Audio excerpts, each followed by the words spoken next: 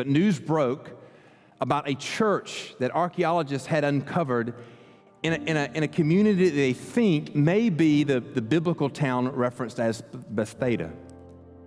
Now, it's interesting that they're digging down, they uncovered some mosaics, and the reason why they're pretty sure they think it's a church is because in the mosaics there were some references. There was a reference to the church, its founding and its building of the building, and a reference to a bishop that may have served there, and there's some real excitement around this find because they believe that this could be, they're not sure, may never be sure, that this could be the building that was built on top of or at the place of Peter's home there in Bethsaida. They don't know that to be true. Could be Peter's home, could be Andrew's home, could be Philip's home.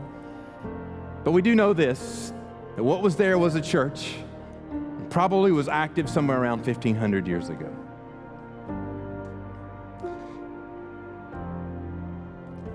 For years and years and years and years and years, generations now, the community that once thrived there has been lost.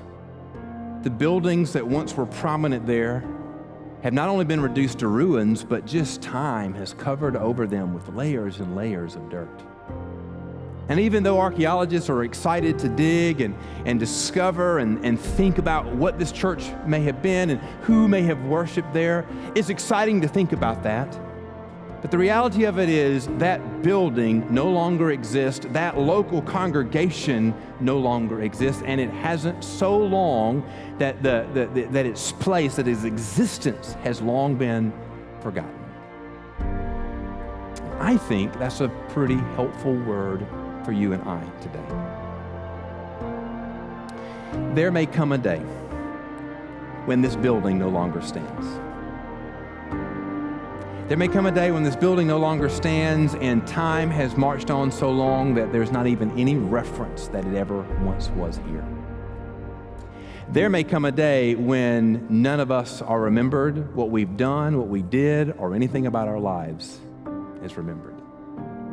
There could come a day when Waycross no longer exists, when archaeologists of the future make some assumptions about, we think there was a town here and we found some buildings here. If those days come, this building no longer stands, nobody remembers who we were, Waycross is even forgotten about. What will remain in that day will be what remains today as well. The Church of Jesus, founded on the gospel of Jesus, gathered by Jesus, defined by Jesus, proclaiming the gospel of Jesus, being the testimony of the gospel in this world, it will remain.